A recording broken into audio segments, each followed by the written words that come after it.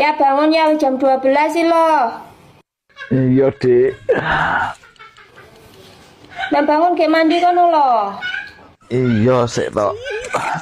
Ndak sarapannya tak cepane ke mau nandur meja sampai kopine barang. Oh iya rokokku entek, Mbok. Tukoke purung. Wis tak tumbasne rokok esuk mau. Ya wis tak kira lali. Jane mambe mantuk jam piro to? Mulai jam 10 mantek saiki tok. Dolayan entekmu saiki biasanya entek oke.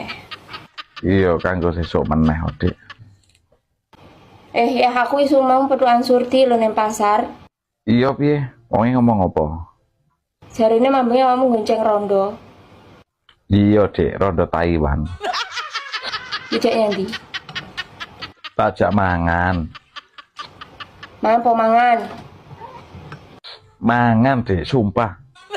Yo wis lek mangan gak apa-apa. Kowe ra nesu to? Ora nesu lah jaremu nek membahagiakan rondo iki berkah. Lah iya ngono lho, muteng no kok. Tapi awakmu tak bebasne yo aja kebebasan lo ya.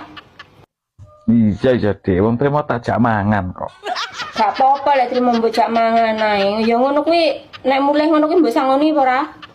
Ya ora wong ditku gur 20.000 tok. Ya disangoni to yang tuku skincare kuwi menggoa rono rene rumah samu gombal amoh ngono ya mbok gelandangi tok. Ya sesuk nanti duit. Wis nangian ngono. Oke. Lah, bobok ya.